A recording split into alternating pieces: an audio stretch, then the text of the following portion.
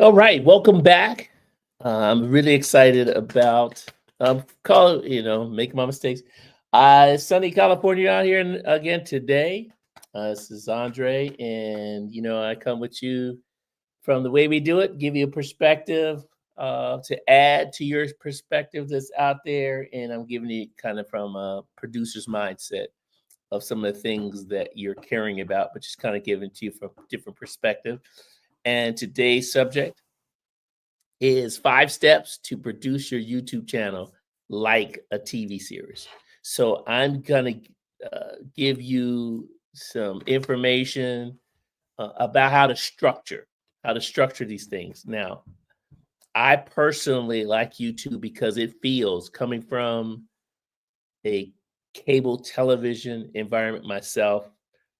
And I'm not knocking any other things because I think all tools have their reason and their necessities. So, TikTok is out there, Instagram's out there, and X is out there. Seems like those are the three big hitters in the social media um, area. You have Facebook for a particular audience as well that's sitting out there. But of all of the ones that I know about and I engage in, and when I saw YouTube come out as um, an entity, it felt like what I came out of in cable television. That in my mind, it was a channel. It acted like a channel, but the powerful thing about YouTube is it allowed its creators to build their own channel spaces and pretty much kind of, loosely allowed you to do it any kind of way that you wanted to do it. And in the beginning, that's what you want to be able to do because you want to be able to get enough people on this site to create content. And so that was a smart move to start creating content. Now, for me, my opinion is YouTube is starting to mature as to what it looks like. It has much more attention on attracting advertisers to the network. And you just have to understand about advertisers is, I mean, what's the first thing that advertisers are wanting to do when they sponsor anyone? Is to get customers to buy their products and services. And they've had a lot of experience as to how to do that, where to do it, what things in their minds won't negatively impact their brand, because at the end of the day, that's what it's about. And whatever their brand is associated with, they want to make sure that that's a positive relationship that consumers have. So, for example, if a consumer, like you're kind of seeing now, there's some um, uproar right now with American Eagle and a talent that they secured for working with them. And this is why you got to go to, marketing and advertising. I mean, my degree is in marketing. This is why you got to make sure you do your homework in marketing, right? Because the words you use are powerful.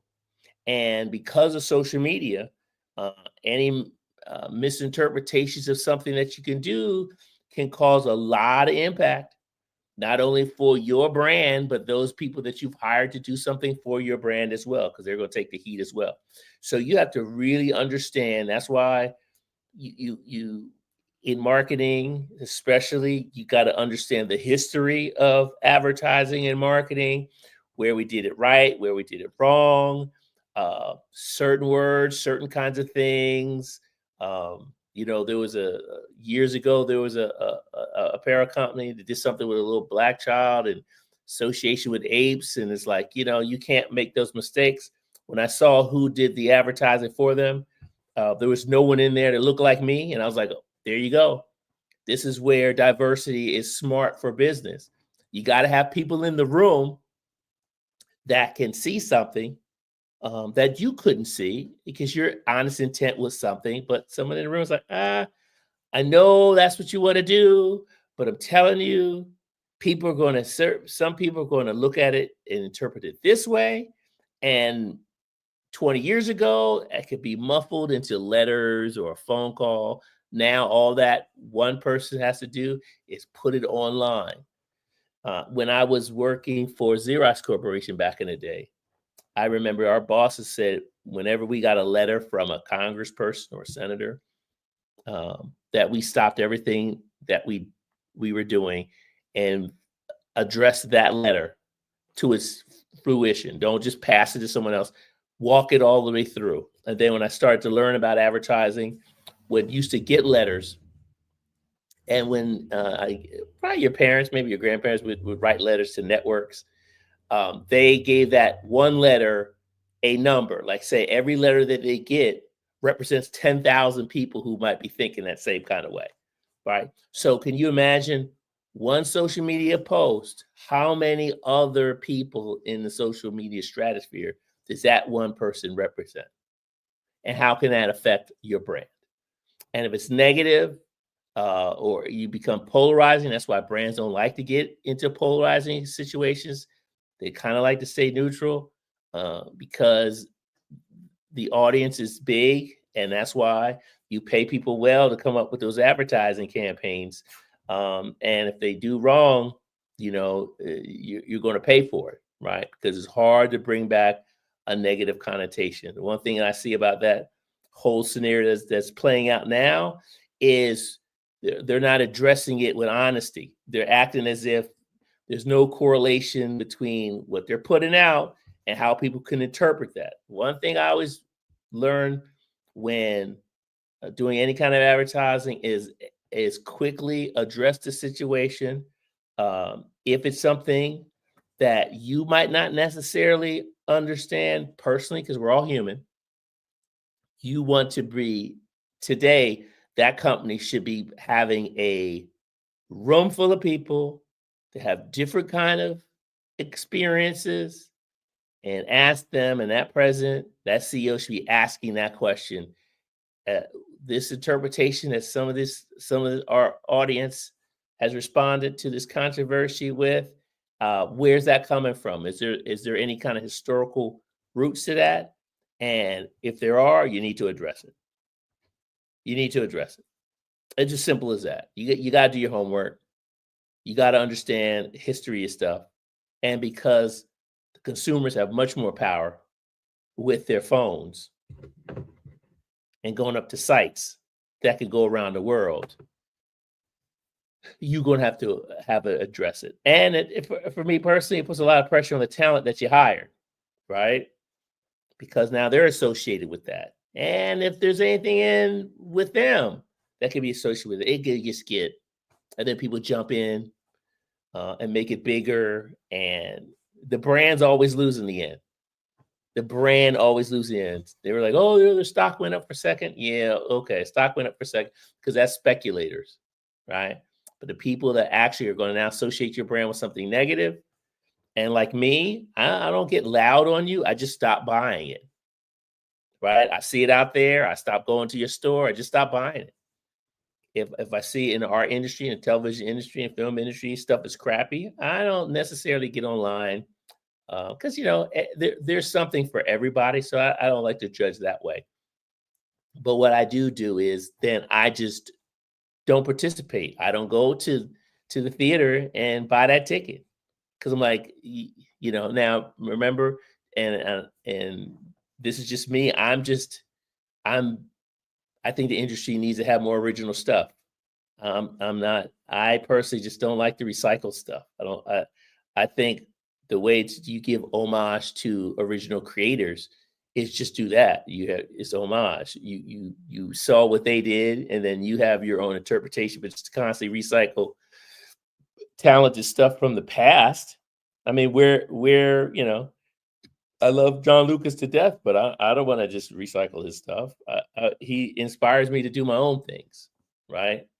So that's just me. That's just how I see it. And I see a lot of Gen Zs are kind of moving in the same way, right? It's just they want to see themselves on air and the realities. And if I can use something from my generation, because the high school series that I'm developing, the basic premise of it is, both a sophomore now that's in high school, a sophomore right now, What I have in common with that person is I was a sophomore, right? Now, what that sophomore doesn't have in common with me is where I am now. But at that point, we were both in 10th grade. So that's what we have in common. And then what I need to do is then make sure that my sophomore experience and the bells and whistles and the environment, the conversation that I had, I have to translate that to a contemporary way a sophomore moves in high school now. But we were both sophomores. We're both in 10th grade.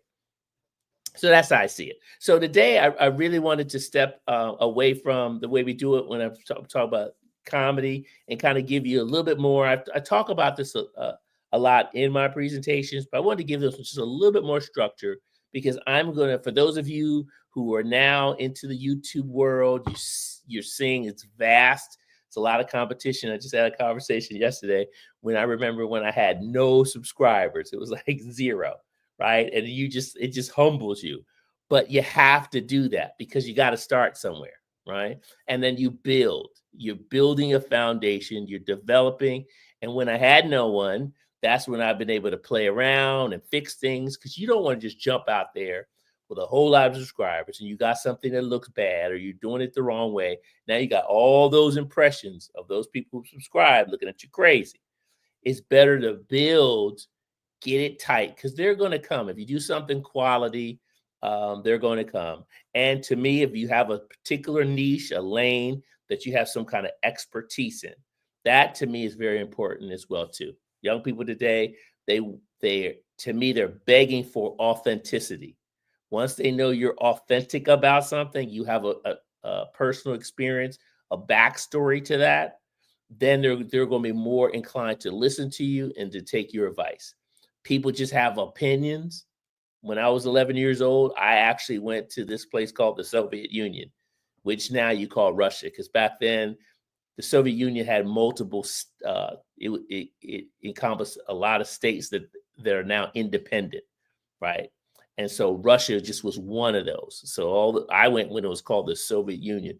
So I was actually in Moscow and Leningrad when I was 11 years old on vacation. I'm from a military family. My mom decided when my father passed away that what she wanted to do while her children were still young in the home is to travel, because at some point we're going to be grown and we're going to leave the house. So we started traveling to different places. That was one of the places I traveled to. So when someone has a conversation about Russia, and I can share in that conversation, and like I do with my students at college, I'm like I was there. A lot of what's happening in Black culture now is about Africa, right? And I was fortunate enough, I was in South Africa. Now, I can't tell you about Ghana and Kenya or some West African areas where a lot of my DNA is from. So I'm going to be a little bit more of a listener when it comes to that. But I've been to Cape Town and I've been to Joburg. And I've been to South Africa. I went to South Africa right after Nelson Mandela was let out of jail. So there was a different kind of energy on the ground. So I went back, and it's a funny thing about you going back. Now, even though culturally I'm not as connected because my research has me back in West Africa, have pieces of what they're now calling Nigeria and Liberia, Ghana, just whole West Africa. When I looked through a gene search, it brought me to a lot of those places. And people are like, "Oh, you can't trust that." It's like, well, what can you trust? I mean, you got to do something, right? And so it kind of makes sense that the DNA. There's a reason why there's certain countries that don't even allow you to do DNA, right? In the Middle East, they don't even allow you to do DNA in the Middle East. So if it was nutty, then they wouldn't care, right? So I'm like, I do research and I kind of balance things out. So someone's like, this technology, we don't want to use it because it might open up another can of worms for what we're doing. And then other people saying it's garbage. I'm like, then why would a nation be so sensitive about its citizens using it if what the results are weak. So, make up your own. I give the power back to you guys. Common sense is one of the most powerful things on the planet. And so that's why when I give you information, I try not to give you, you got to do it this way. What I try to do is kind of give you options out there, and then you decide on your own, right? I think that's what to educate is all about. Get as much information as you can, and then make a good decision. And good decisions means you made a decision. I would say to people, I hate people sitting at the fork in the road. If you run to a fork in the road, all you guys who drive, there's a fork in the road. Can't stop right there at the fork. You gotta go left, you gotta go right. And I've gone the wrong way and had to backtrack and go the other way. But you got to make a decision. You got to keep moving forward. So make the best decisions that you can with your information. In the case of American Eagle, at the time they might not have thought something, but see, this is why management gets the big bucks. It's not when things are going good. Management is all about when there's problems. How can you address the problems? How do you address it so that your customer base, your potential customer base, doesn't look at you in a way that you don't want them to look? And that's what part of my discussion is today. And that's why it has to be a combination of those things. You got to understand consumer behavior. You got to understand marketing. You got to understand advertisers. Just the concept of advertising. People think, well, I've got a site and I'm getting all of these views. Well, yes, you're getting a lot of views, but is it the kind of views that a company that owns cupcakes wants to write a check to be associated with what you're doing? And I'm just using cupcakes as an example. Any brand, right? Those ads that you see between shows is what pays the company. So they're going into your show because the viewers who are watching the show, they're interested in those viewers. And so for those of you who have these channels, you might not have as many viewers on your channel as, say, another channel that might be doing more salacious stuff, just the gossipy, just all over the place. And they're not getting as much revenue than yours because what you're presenting is what advertisers are interested in, right? Now, remember, YouTube, just like any of these are private companies. They have their own rules, So your free speech is on the public square, meaning outside of the public square. Free speech, for those of you who work in business, in companies, there's this free speech is not at your job, right? There's rules to how you need to conduct yourself. That when you leave your job and you're out there in what we call the public square, in the public arena, and then you have your views, that's different. But now, even nowadays, because those views that you have somewhere else might affect your company and your brand, companies are deciding that to have you or not have you. And the only way you kind of get around that is you own your own business. You are your own boss, right? If you really want, I got to do my thing, fine. But just understand the rules of that game. You got to be your own boss. But even when you're your own boss, you still are providing products and services to customers. And they have to support whatever your outlandish concept is. Even though it's personal, this is what I believe. Yeah, that's fine.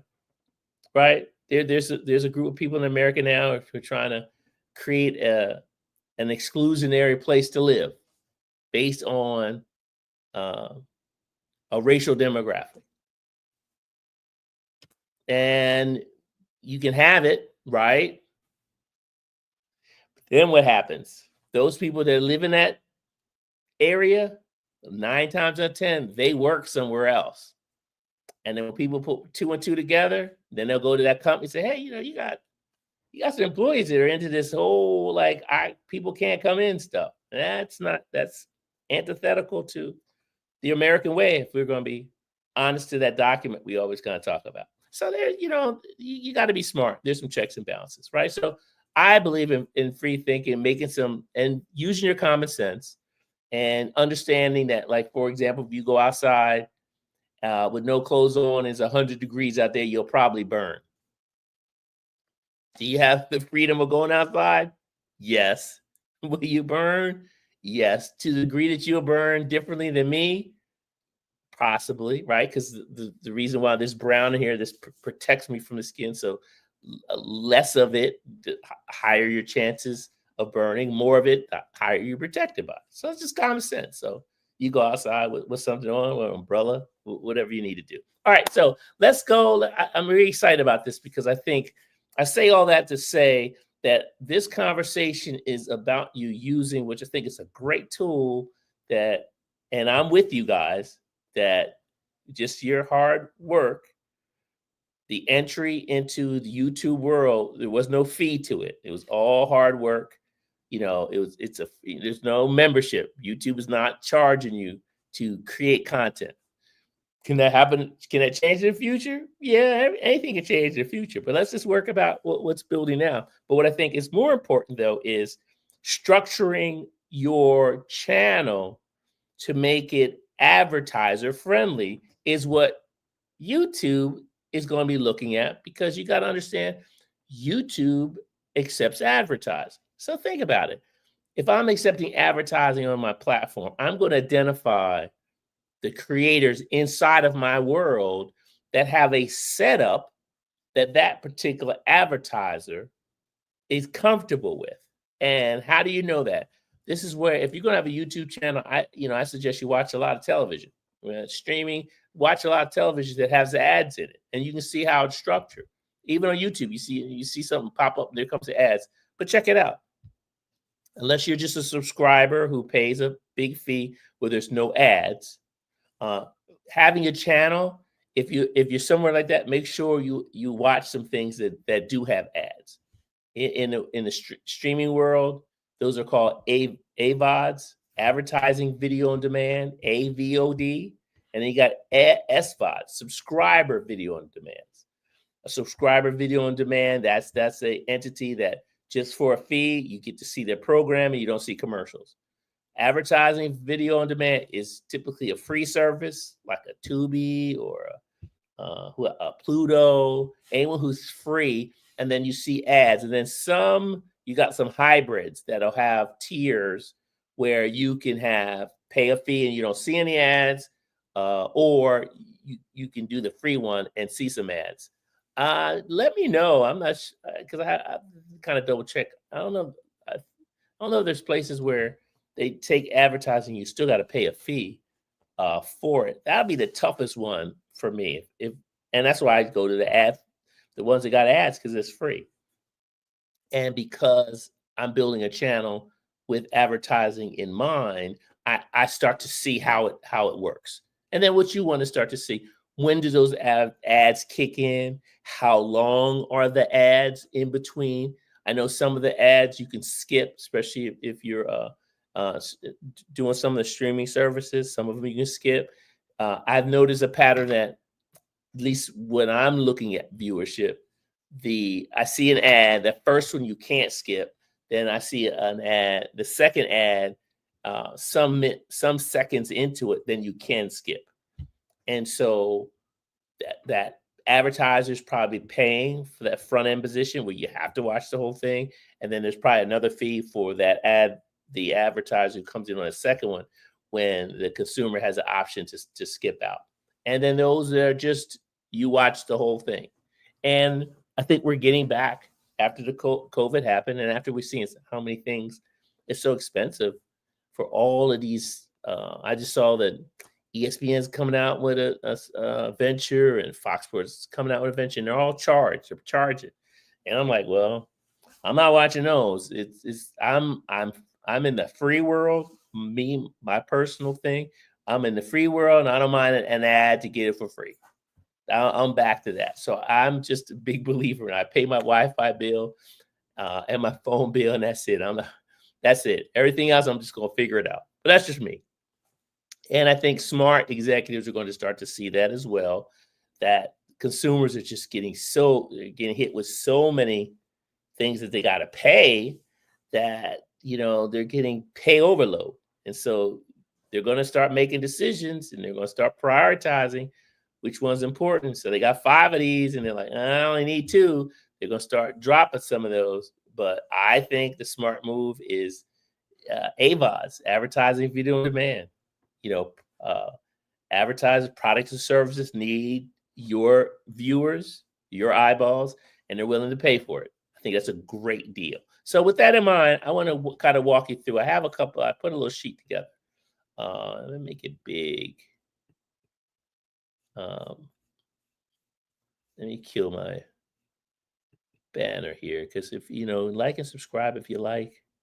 I'm constantly playing with these things. So I wanted to bring this in big because I'm going to be going through each of these steps kind of in some detail. So the 5 steps that I've considered, and I always like putting up something. I know when I teach, it's always good to get you some visuals. It's really hard to remember mentally some stuff. So, you know, you can take a quick screenshot, boom, you got this little puppy to run with and start to play around with and develop. That to me is part of why you know, you come to my channel and check out stuff because I'm gonna give you real stuff, not just theory, and I'm not gonna throw things into newsletters that you got to do all that kind of stuff. But no, I just like to give it to you. If you you know, it's helpful for me if you subscribe and like. Before that, I'm gonna give you real information, right? I'm not gonna hide it or put it in something else for you to do it. That's just not my style, right? So this, I'm going through these 5 steps with you guys: naming your channel, owning your trademark, USPTO.gov, what that's all about. Think times, 30 minutes, 60 minutes, 90 minutes, repetition, consistency, subject matter, fair use is tricky. And then last but certainly not least, music rights. If it's not yours, don't use it. That's opinion I have based on what kind of structure I'm looking for that I do. So, and I'll walk you through these. So I'll bring it back to a little bit smaller. And I like to keep it up there, but we'll tackle it in the beginning. Now, the first thing that I show you there is naming your channel. Naming your channel is huge. I teach branding. It's all about the brand. You need to take the time and build a strong foundation so that it grows properly. And this is the step. So you about to do your YouTube channel. It's brand new, or you're about to make adjustments to it. And I'm just going to kind of give you the pros and cons of things, right? So I noticed a lot of channels, you'll use your personal names in your channel. You might add your, you know, Andre TV or something like that. But look at other people that are doing what you're doing. It's just like restaurants, right? When you want to do an upscale restaurant, look at other upscale restaurants. See what colors do they use. What kind of names do they use for their restaurants? Are they English names? Are they Spanish names? Are they French names? Is there a certain kind of language that they use, right? Just understand that everything has its place, and you can just kind of see that. Now, a quick way just to look at a lot of different types of brands is go to a grocery store. The American supermarket is an incredible place for brands, and it's beautiful. They all put them in the same. Everything's got their own little sections, right? You see how cereals are different than spices that are different than spaghetti. I mean, you because they all match them, and you can kind of see what it looks like. So for you, depending on what it is that you're into, if you're into selling plants, right? Look at all of the plant product brand names. If you're selling plants thinking that you want it to be a physical store, look at all the physical stores that sell plants and how they name themselves, right? Are they using your personal names? Is it, you know, Don's Plants and, you know, and Gardens? Like, what is it about that name? Now, a quick way to find out, and remember, your goal is to own your name, right? Because at some point, this is a commercial, this is a business. You want to own your brand, right? Then because your brand has value, and you want to make sure you're not using somebody else's brand. They'll come and do a cease and desist. They'll sue you, right, for doing that. Now, the easiest thing typically is for most of us is our name. You know, unless your name is, you know, a celebrity name, like you happen to be, your name is Madonna. Well, that's not going to work. If your name is McDonald's, your real legal last name is McDonald's, and you think you're going to get in the restaurant business, the courts are just, they're not going to let that fly. And here's why. the anytime a company can say there's confusion for a consumer, so a consumer might think my McDonald's is the McDonald's that's sitting out there on the street. That's normally when and you go to court, and that's when the judge is like, nah, and that's what they lean on. They lean on confusion for the consumer when they're granting rights. And that's why. So if you got a popular name that's big out there, then it's going to be tough for you to do something, right? So a lot of us will use names, we'll use our own name in our. So like for me, my last name is Barnwell, and if I say I did Barnwell TV or Andre Barnwell TV, that's safe enough because I'm using my own personal name in my brand. That's normally, unless there's another Andre Barnwell, which there is in my personal experience, there's an Andre Barnwell in Canada, right? And then there's me, right? So I found it out by going on and looking at things. So quick way for you to just quickly see if a name is taken. I always go to there's other places that you can go. Remember, I'm gonna just tell you from my perspective of where I go. So I go to GoDaddy.com, where you get your website addresses for your website. GoDaddy.com. GoDaddy.com has a little search engine in it. You type the name in it, and you'll see if it's available or if it's taken. I always go there first because if the website name, the URL, if that's taken, then probably there's going to be some process of them getting this name. You're right. So you could do variations of it. I always kind of go there and get something clean that is, if it's not being used over there, and then if it is available and you haven't decided to do a website just yet, just pay I don't know, $9 for the year or whatever the amount is, buy it so you can reserve it, and then you can come do it, fix it later. So if you have a name that's sitting out there in GoDaddy that's not taken, my suggestion is to get it off the market, right? Just get it. And you wait 2 weeks to come back and it's gone, you'll be totally depressed, right? So I always start there. Now, GoDaddy is that's a private entity, but they generate those websites. So I always go there. The next step I go to is uspto.gov, United States Patent and Trademark Office. That's what that is, .gov. Now, it has to be .gov. .com is a private entity.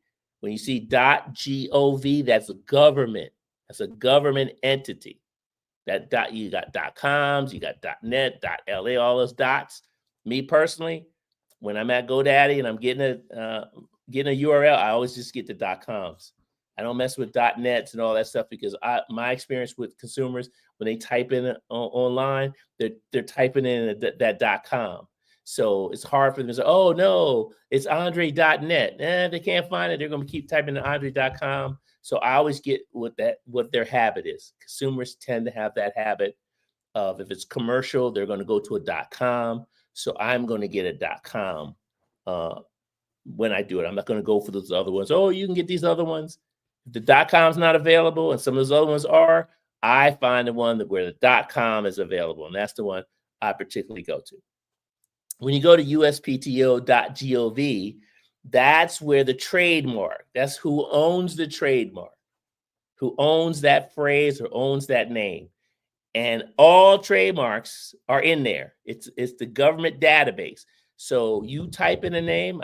I'm sharing with you exactly what I share with my students. You type in that name, and it's going to tell you who owns it, who used to own it, if they still own it. It's going to tell you about their address. The lawyer is going to tell you. That's all public information. So if you have someone that you're not sure if they own something, especially in, like I do a lot of business in the apparel, television world, people, they got shows, they got these YouTube shows, and you type in a name and they don't own the trademark. And I'm like, that is error number one, man. If once you have a name out there, and if you don't own that name, someone else can apply for that name and they have that name. So that's a huge mistake. So YouTube in general. So you come up with your name, It's available on GoDaddy. And if it's available on GoDaddy, it's probably available at uspto.gov. But go there as well. And when you know it's available, you type it in and nothing pops up. It just you can't get into the database. You know totally that name works.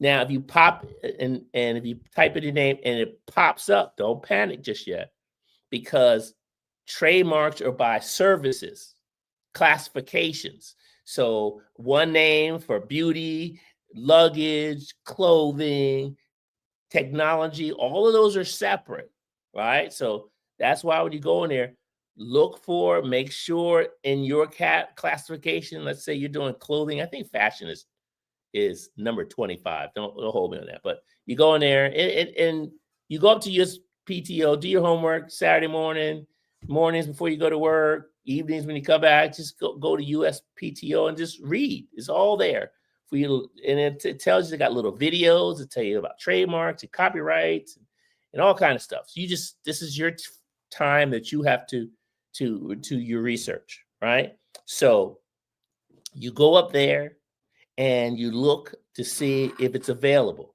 Sometimes a name that you wanted is expired. I believe it's every 10 years that you got to renew your trademark names. But if a name is expired, which you'll see, it'll say dead. If it's expired, that means that name is up for grabs again. Now, the reason why I'm saying this, because I'm going to just make this really personal with you. So as you know or not know, that I created a sketch comedy show, and I created it when I was at BET, and they put in for the trademark of it, and it expired, and I got my trademark back. I think it took me 10 years to get it back, but I own. So the way we do it, that you see here, when you go to uspto.gov and you type in the way we do it, and you'll see the expired ones, and you'll see it's active with me as the owner.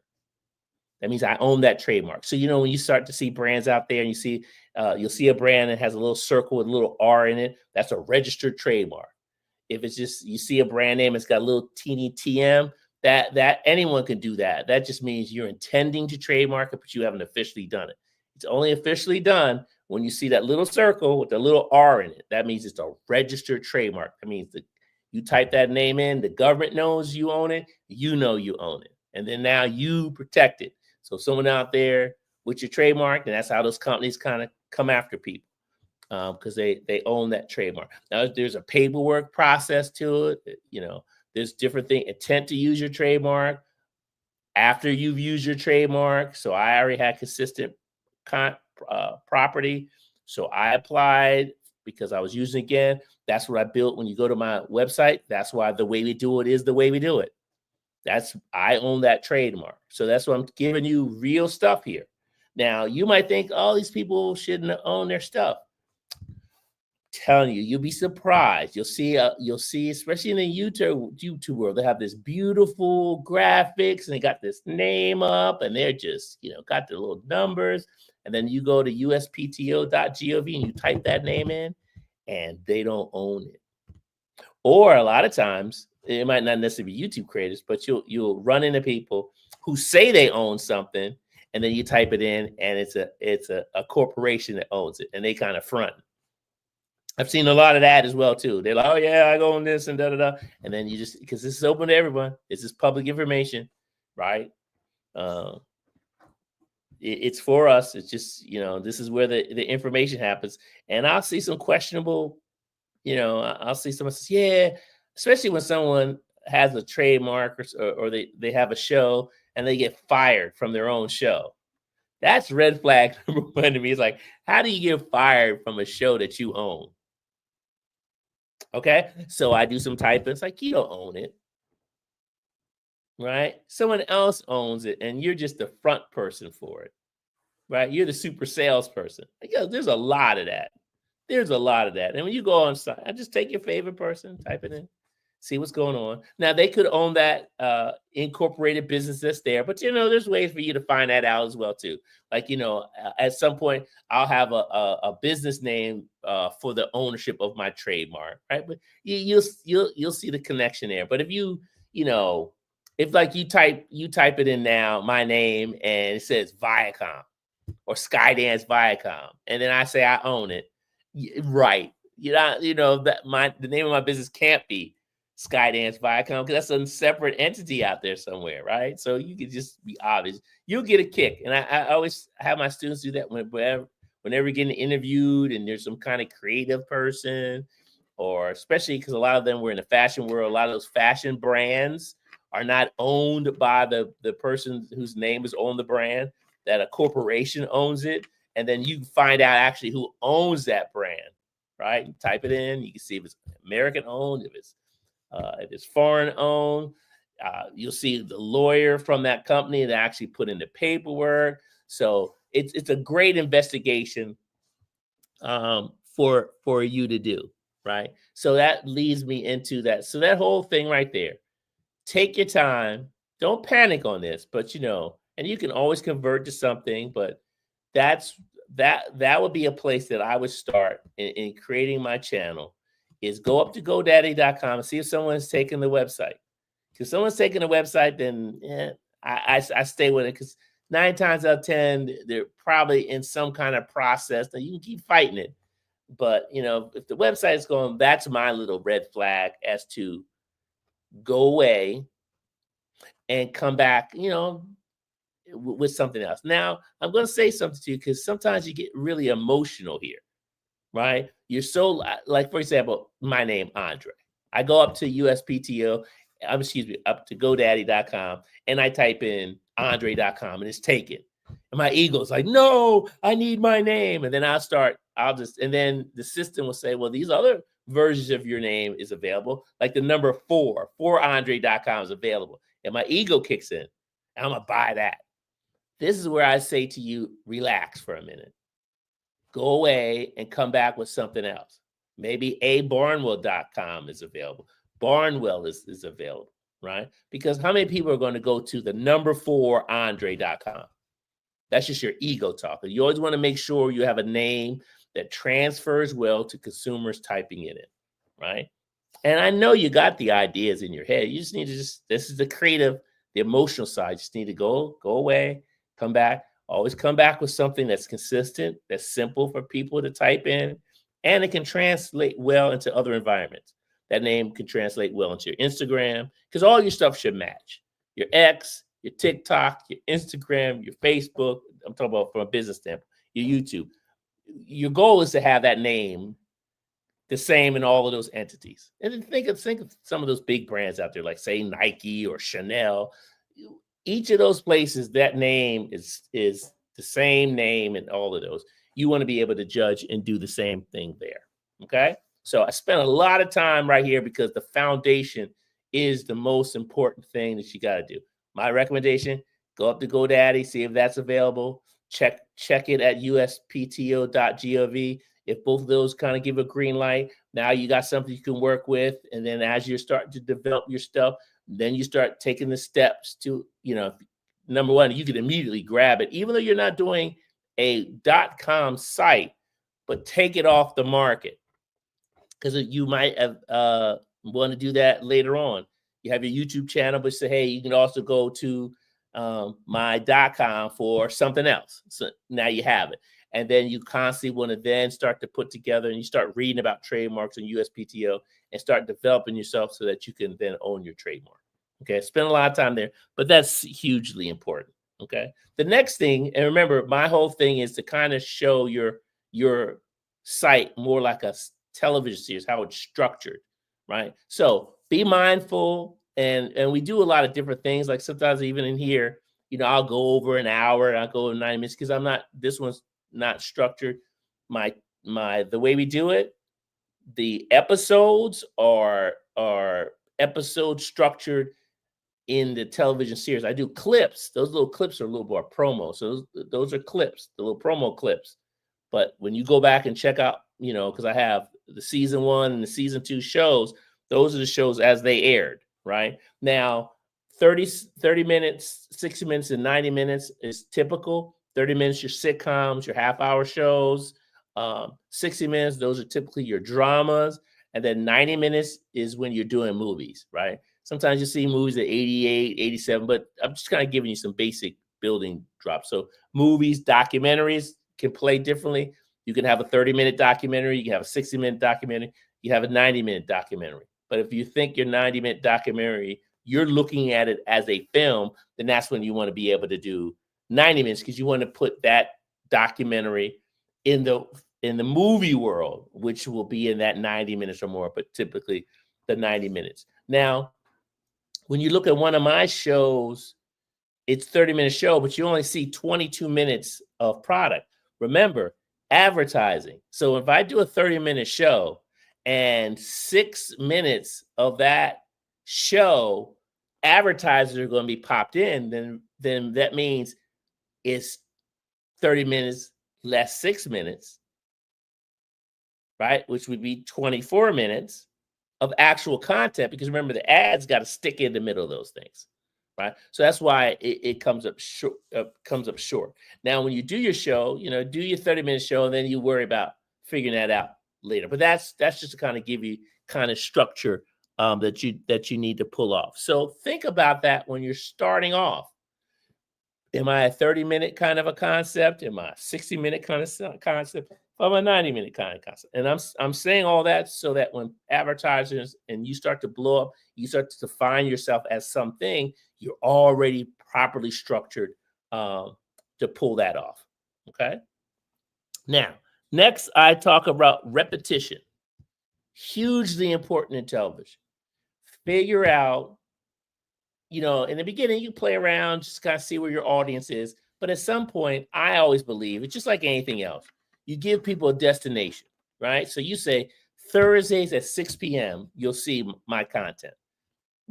That's when I air. That's when I go live. Consistency. So people are busy. People got busy schedules. So now they're thinking like, oh, Andre, he's Thursdays at 6. Lisa, she's Tuesdays at 3.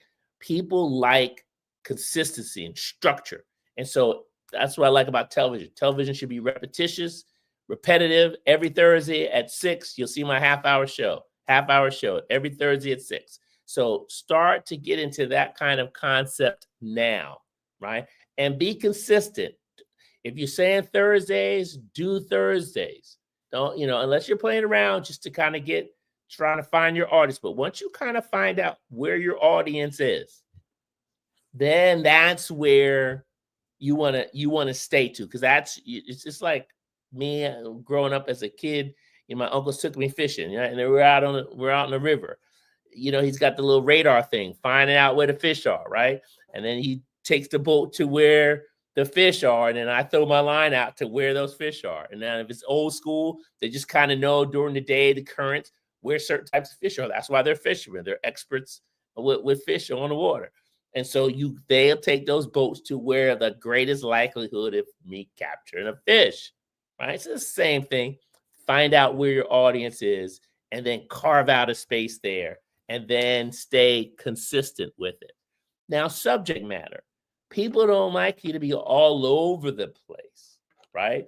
Find the things, like for me, I'm going to talk to you about predominantly the comedy world, but inside the comic world, I got a preface on stand-up comedians, and then I'm going to talk to you about television production because I have a great experience in that. So every once in a while, I'll drop a show on television production structure-wise, because that's how I was trained, right? So you're going to get places that I am in, and if there's something I'm moving to, how I move to that. So for those of you who don't know, I'll be in Houston at the end of the month doing auditions for my horror movie, right? I'm sort of like Jordan Peele. I'm going from comedy to horror, but it all makes sense on how I'm kind of building.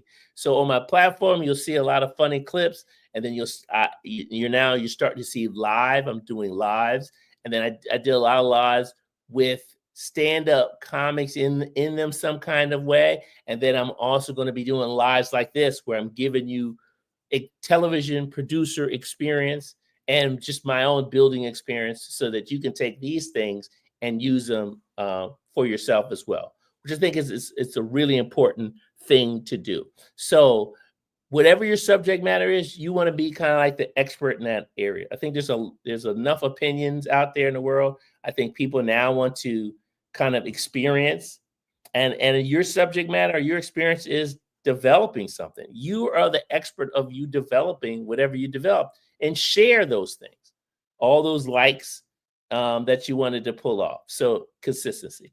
Now, these last two things, you're just going to have to be really smart about this, right?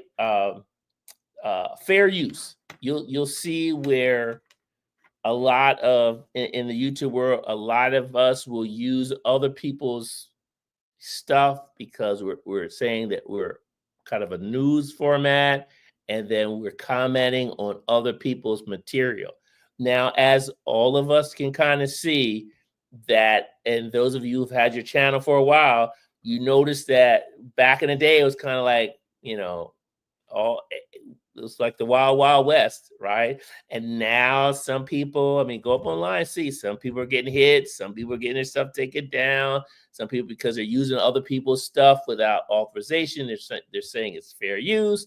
But just like anything else, if the people who don't want you to use it have lawyers and can just make things sticky, it could turn into a lot of mess, right? And so you have to defend yourself. You go to court, or you got to defend your stuff. That's defending yourself with experts that you got to pay for, right? So be careful here, right? Now, I've noticed people that they'll read off-screen information, then comment, or they'll have a still shot. You don't see video moving, and they'll talk about that conversation. I think those are smart ways to just not get into this scenario, because there's a lot of information out there that you can comment on, and think about it.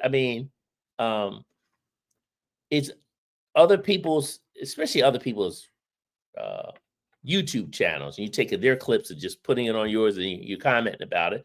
Remember, people have to pay for that. This is just like what we were, in the 80s and 90s, we were talking about, rappers taking music from historical artists, the James Browns of the world, R&B, and they were using stuff, and then they were just doing it. And then at some point, it's like, now you got to pay for that stuff, right? Because it's not your content, right? So we're getting there in this area. So now, if you're a news entity on YouTube, make sure you're looking at similar news entities like yours. And what do I mean by that? If you're a news entity, opinion entity, and you're like a one-person show, look at other ones that are doing and how they're moving those clips that are not theirs on their channel. If you're a news agency, remember you've got counsels that they're sending their clips to before they air them. It says, yes, you can. They're more established. They got the relationships. Just make sure you're like to like. Now, the reason why I'm saying that is, now see, I'm not doing this, and you notice that I don't, nothing goes up unless it's my stuff, right? And so I'll make an opinion about some other things, but you just got to be careful there. That's the business sense of producing, right? So I tend to not do the fair use, putting somebody else's stuff up there and to say and use a fair use claim, because if I get contested on it, then I have to support it. And what do I mean by supporting? That means I have to now justify, in this case, to YouTube's counsel or how they do things. And that's normally, because that's not my expertise, that's a copyright lawyer that I have to hire. Fair use, that's some legal determinations, unless you're a lawyer yourself. So that's what I tend to do. So my cheat sheet with that is I look at similar shows at my similar level, where if I'm a one-person show, I'm gonna look at how the other people are doing it. And if they're not doing that anymore, they'll just put up like a thumbnail, put the topic on it, and then run with the topic. I think that's smart, unless that's your entity, to pull that off. Now, music, and I just give a use from when I was at Black Entertainment Television. Music has always been expensive. I was just talking to some folks yesterday. I said the music industry has not come up with times where, you know, like producers like myself, I don't touch other people's music. It's just too expensive. It's just not worth it. Either I hire someone to do original music. I just don't get into it. It's just too expensive. Now, where people got kind of tricked, and this is where when I was at BT, when we used to have video shows, you know, BT's, you know, 106 in Park and Video Soul, Midnight Light, all those Rhapsody video shows. Well, those videos are owned by the record labels, and they gave us the rights to use them as a promotional relationship. So they would waive those rights so we could play those music videos, because to them it was promoting their artists, so that when that music video aired on that show, then record sales jumped up. BT didn't get any of that money, so it was a promotional vehicle. Well, now that videos are everywhere, there's no need for that anymore. And so that's why, you know, the MTVs and the BTs and VH1s were able to do so much with those. But you notice that's why you'll never see those shows come back, because they don't own those videos. They only own the sections between the videos. So in the case of 106 Park, anytime you saw AJ and Free on the set, those pieces is what BT owns. But once they went to a video, that video is owned by whoever owns that video, right? And so what they would have to come back with is a non-video show. And there was some talk about that, but what's that going to look like, right? So if you can structure your stuff, now if you're a musician yourself, or I see a lot of channels where the people have that's their music that you go see, or there's like the Vivo, some of the people who spend the kind of money for you to pull that off.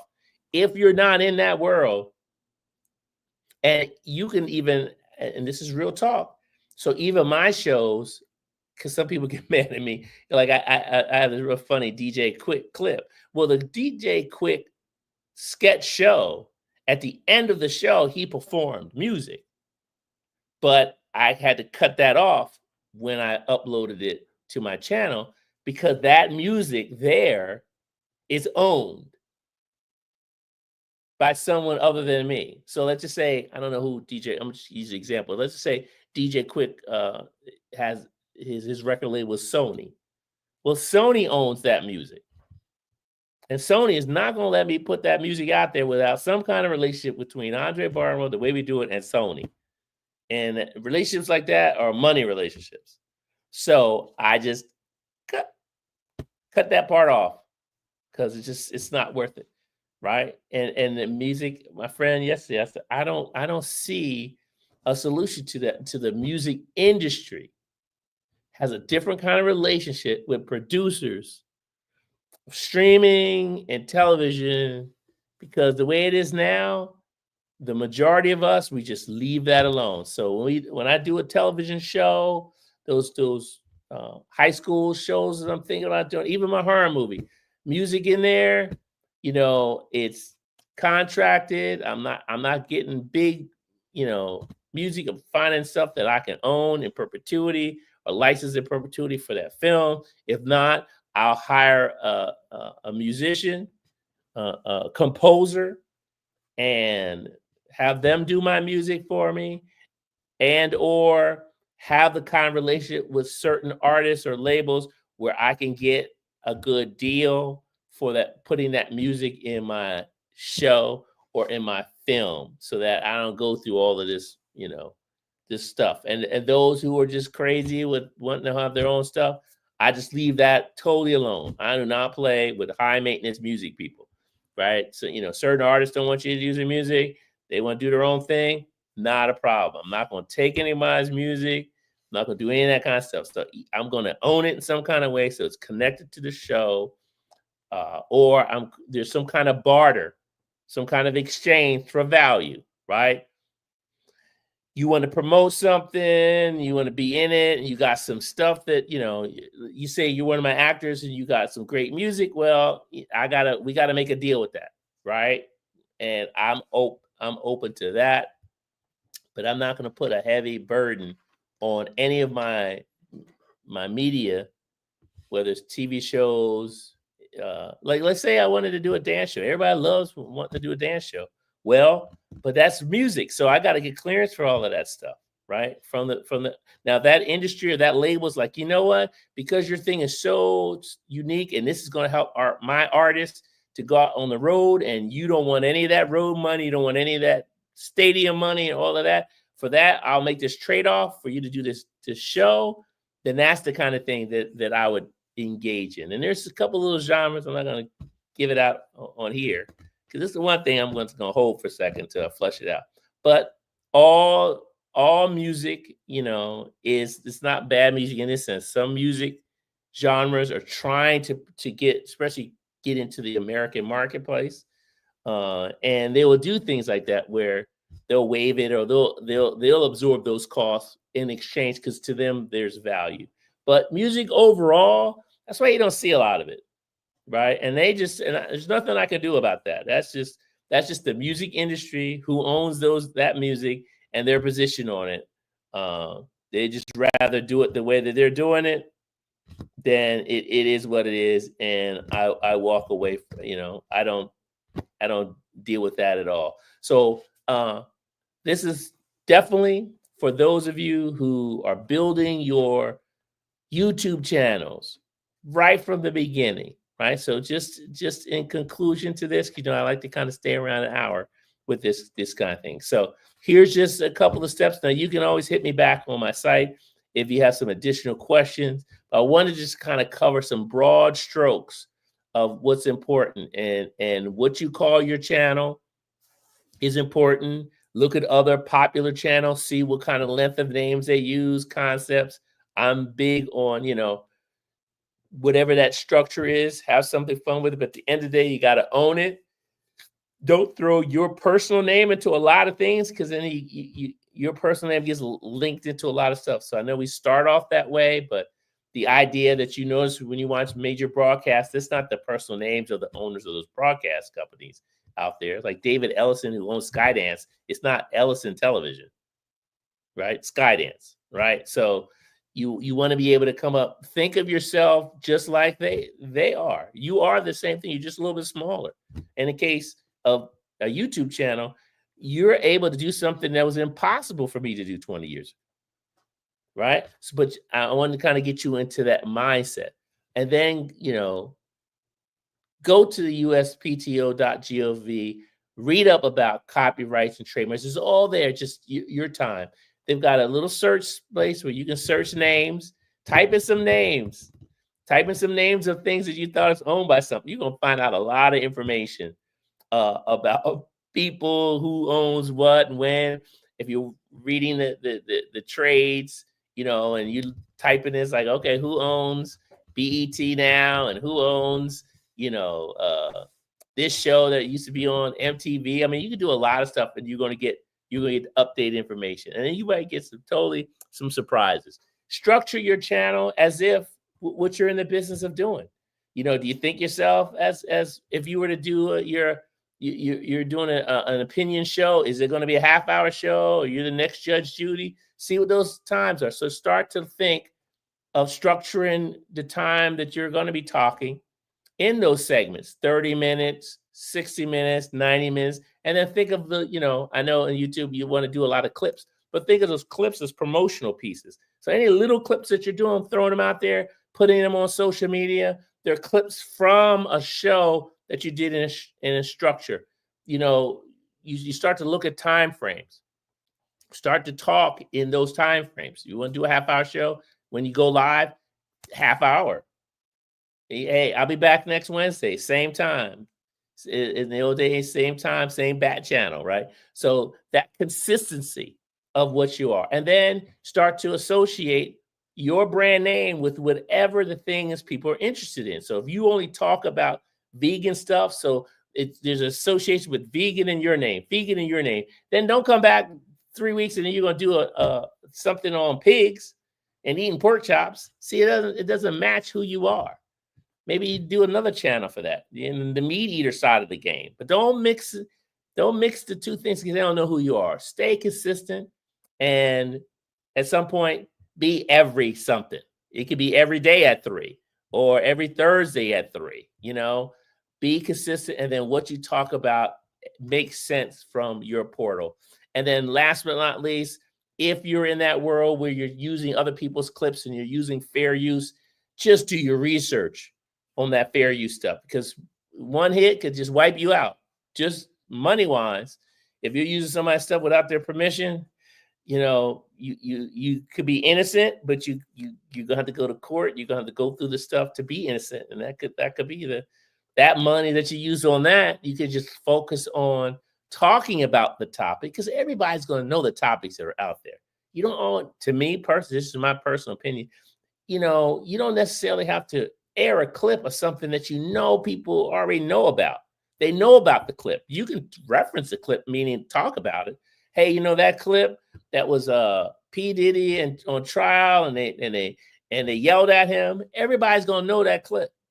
You don't have to, as soon as you just put recognition of it, you might have a still shot that kind of puts you into that world, and then you have a conversation about it. And then, to me personally, you encourage your comment section to engage with them. So say I can't really afford a lot of clips, then I would be more of a Q&A with the people that show up, and start encouraging people to come show up for me live, and then see when that live scenario can happen, so you can kind of walk things through. So and continue to encourage that kind of a move, right? And then if not, some people like your stuff after you're live, but I like to do things live because it's just fresh in my mind, so that when you see it, whenever you see it, it feels live to you, right? So it doesn't have to be live where I'm seeing things like that. I'll respond to scenarios. And then lastly, if you play your own music, bless your hearts, right? So if you got some keyboards, you can knock out some stuff. But anytime you start to mess with music that you don't own, it's the same thing as that fair use thing. Music rights is that's a brutal place to be, right? So just make sure. I noticed I used to watch some of those music review shows where they would show a clip of something, and then those reaction music things. But I noticed that a lot of the people that I used to follow have kind of shifted into a different type of thing that they're reacted to. They're not reacting to that music anymore. So in my mind, it's like, maybe there's something with that music that they're not allowed to do like they used to be able to do. I remember sometimes you could see the music, and then some of the ones that I followed, they kind of filtered it, so you kind of saw the video, you kind of just listened to it. And then now I see them just moving into, like, they were doing a lot of music reviews, and now they're doing film and TV reviews, and maybe gaming reviews, and they kind of just that historical stuff. They sit out there, but they're not doing that anymore. In my mind, as a producer, that's saying something happened. They're moving away from that because something, they might not necessarily they had to be taken down, but they got those little warnings like, no, we can't do this anymore. And again, it makes sense to me from a YouTube standpoint. As YouTube is maturing and as more advertisers are coming in, they got to make sure that that content they have is clean enough for advertiser to, and when I mean clean, just legally clean, as an advertiser to decide that they want to advertise on that channel. So a lot of things that you got away with, and you can hear that sometimes with the town. Yeah, we should be able to say this, and we can't say this word anymore. We can't say that word anymore. But that's coming from, YouTube having to address those kinds of things and saying, I have a product or service, so yeah, I'm gonna address that as well. YouTube's a private company; it's got its own rules. Some YouTube creators have gone to other types of formats and other kind of methods behind other kind of paywalls to talk about whatever they need to talk about, and that's just how it moves, right? Just like back in the day, broadcast television couldn't say certain words that cable could say. I remember HBO in like in my BET days, because HBO was a subscriber based place. They could say a lot more. Their comics could say a lot more words that me at BET, being on a basic cable channel, could not say, right? Because we had advertising going on. HBO in a subscriber where they didn't have advertising going, so they could get away with different things because of how they were financially structured. right? So they didn't have to report to any advertisers because they didn't take advertisers. It was subscriber based. So same thing's happening now. You'll hear it in the terms of SVOD, subscriber video on demand, and AVOD, advertising video on demand. So it's morphing. Streaming is still, to me, streaming is just like the next variation of cable. Just how we get to it, whether it was, you had to have a cable box and now you can stream to your phone, stream to your computer, same thing. And those kind of scenarios. So just know that about, and that's why I'm kind of giving these little topics to build your channel so that advertisers see you as an advertising friendly channel, right? They know what you're going to talk about. You've got some consistency. And so they're not, if you have a comedy channel, they're going to know you're a comedy channel. And it's good. You don't want to be all over the place. It's like, hey, it's a comedy channel. You're obviously interested in, they're doing their research on who their target customer is. That person who watches comedy shows, like beef jerky, and they like, American beer, and they might like, potato salad. They'll know all of those things, and that's the consumer they want. And they're like, okay, this the way we do it is a comedy channel, so they're going to attract certain things. I want to advertise on that channel, right? So then my channel becomes more valuable, regardless of how many numbers it has right now, because it's the right structure for that advertiser. It's like, no, I want to advertise on that channel. I know what they do. Andre comes on his show every Thursday, and it's basically comedy. They do all forms of comedy and da-da-da. I value that viewer who's into comedy, because I know these are other types of things that they purchase, and they got it down to that kind of a science, right? They can see through a credit card, you buy tickets to go to see Cat Williams at some kind of event, and then you use that same credit card to go to Nordstrom's and buy some clothes. Well, look, same person. It's the same person. The same person who went to the comedy show is now going to a retail store. And then they go to Rouse and they get sorbet as opposed to ice cream. All of that's connected. That credit card connects all that together. We know who you are. We know what zip code you're in. We know the other kinds of things that you're using that credit card for. So you're that person. And so we find you in those different ways. That's how it all matches up. Because remember, we're all getting away from the dollars. It's all going to be some kind of debit card, credit card, and we track that. Next time you go to Rouse, look at when you use your credit card and pay for it, all those items on there, you bought once, and they're going to know if you buy them again. And a lot of times you'll know it. For those of you who get those, when you get those coupons in the mail, it's typically stuff that you bought before.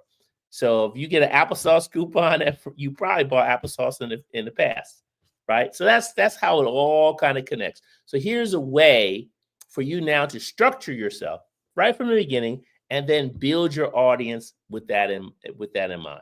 So last thing, ownership. Understand your brand. Don't panic.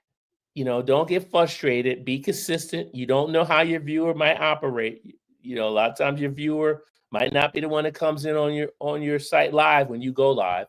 Play around with different times with your live. That's what I'm doing. I'm starting to play around some afternoons. I want to start playing around with some evenings as well. I know where my funny audience is coming up, but I'm not sure where my live audience is at just yet. So I'm starting early, and I'll go to late. I'm on the West Coast.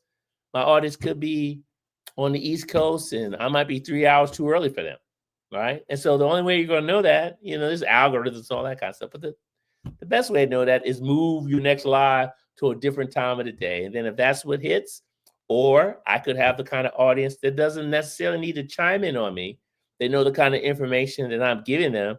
They can look at a later time when it's more feasible for them. And then that's why I do it as if there's people here now, but I've had those in the past. They watch it at their leisure, right? They're watching it. And so you want to have different structure. So that's it today. I wish you guys the best. And you know me, man. Peace out. I will talk to you soon.